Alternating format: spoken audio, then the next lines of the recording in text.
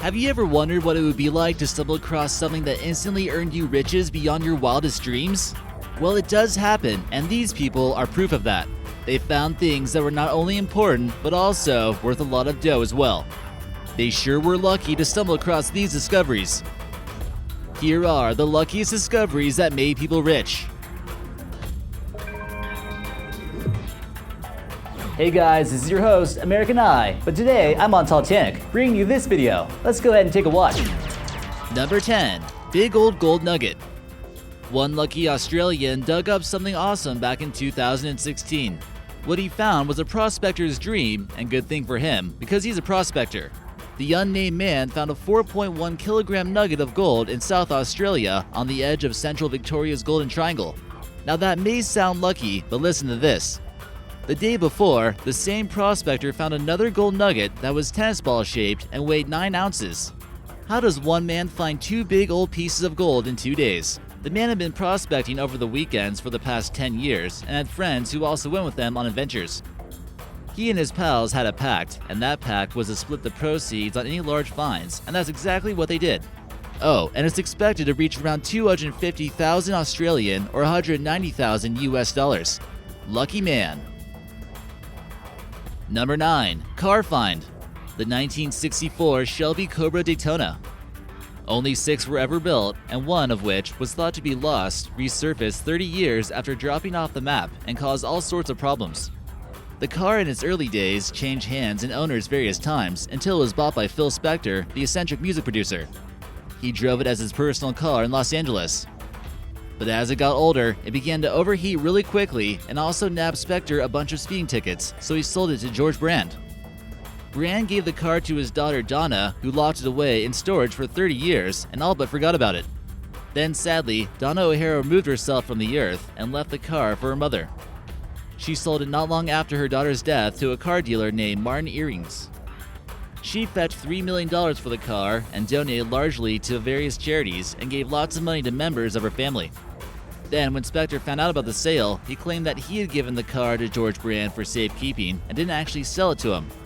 Another lawsuit involved a man named Kurt Goss, a friend of O'Hara, who claimed that she wanted him to have the car. Talk about drama. Number 8. Amarilla Starlight Diamond. So first things first, did you know there's a diamond mine open to the public where you pay a fee to get in, but then keep anything you find? Well, there is. It's called the Crater of Diamond State Park, and it's located in Arkansas. That's where this lucky person hit the jackpot. Mr. W.W. Johnson from Amarillo, Texas, note the name, found a giant 16.37 carat diamond in the park in 1975. Can you even imagine?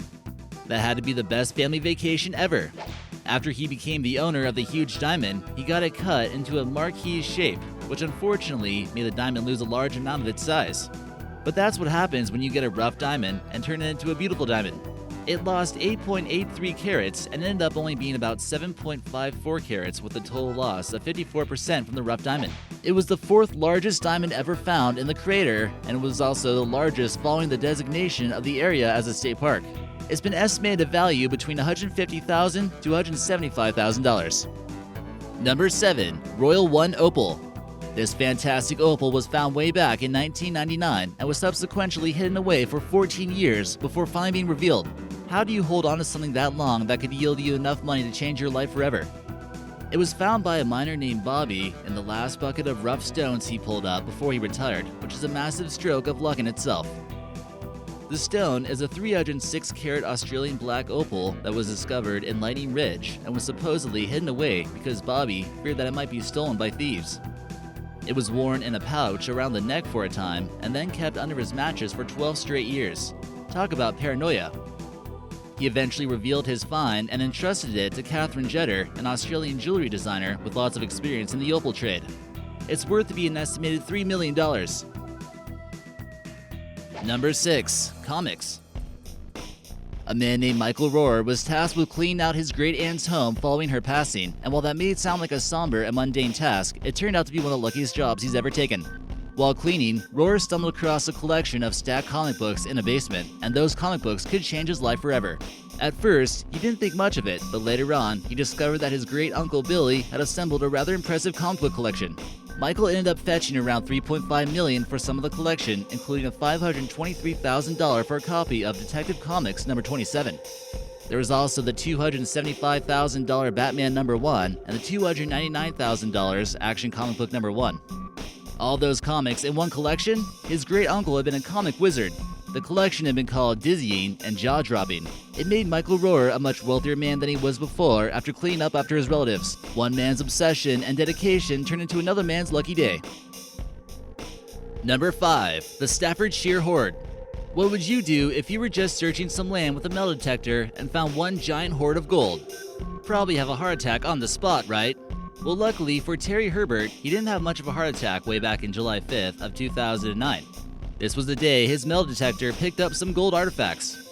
After 5 more days of searching, he had uncovered 244 gold objects and decided to call somebody about it. He contacted Duncan Slarke, the right man for the job, and Slarke received permission from the landowner on which the gold was found.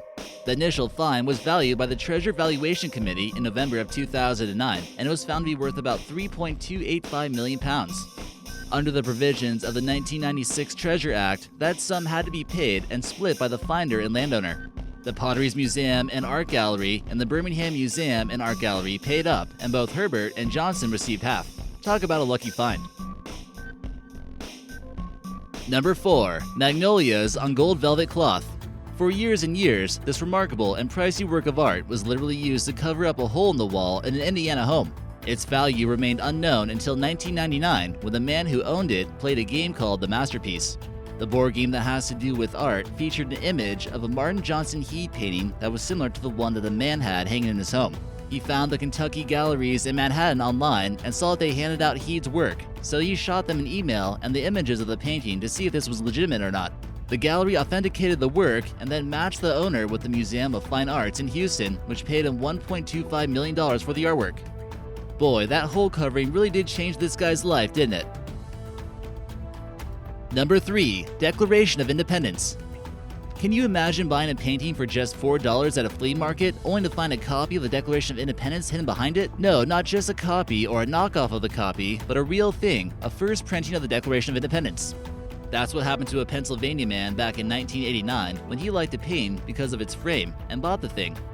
The Sotheby's head of the book and manuscript department called the find an unspeakable fresh copy. They credited the backing of the frame for preserving it so well.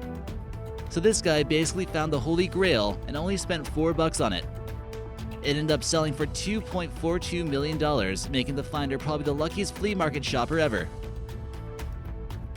The Hoxton Hoard. Well, it seems like metal detecting may in fact be a worthwhile hobby. That is, if you have the patience and the time.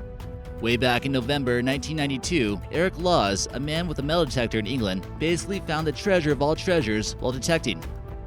Peter Watling, a friend of Laws, lost a hammer, and while looking for it, Laws' metal detector started going off, signaling that there was something buried underneath the ground. Then, it went from finding just one thing to another thing, and then another, and then before we knew it, Laws had found a whole bunch of treasure. It mainly consisted of gold, silver coins, jewelry, and spoons. Watling and Laws then decided to contact police and the landowner before going on. Throughout the next day, archaeologists tore up the area and unearthed a vast hoard of buried treasure. The treasure ended up being worth 1.75 million British pounds and earned the name the Hoxton Hoard. Laws and Watling split the proceeds and lived happily ever after. Oh, and the hammer was found too and donated to the British Museum. And number 1, the Imperial Egg. How could you have a giant intricate egg and not have any clue that it may be worth a decent chunk of change? Well, one Midwest man bought this incredible egg and a few other things at a junk market for the low price of $14,000. That's pretty insane considering the thing was worth $33 million. It also meant quite a bit to Russian culture. The egg was designed and created by the royal jeweler Peter Karl Faberge. He made many pieces for former czars and tsarinas in Russia. So you know this thing is fantastic. The egg was an Easter gift to Maria Feodorovna from her husband, Tsar Alexander III. It remained in their possession from 1887 until 1917, until the Bolshevik Revolution forced the royal family to abdicate.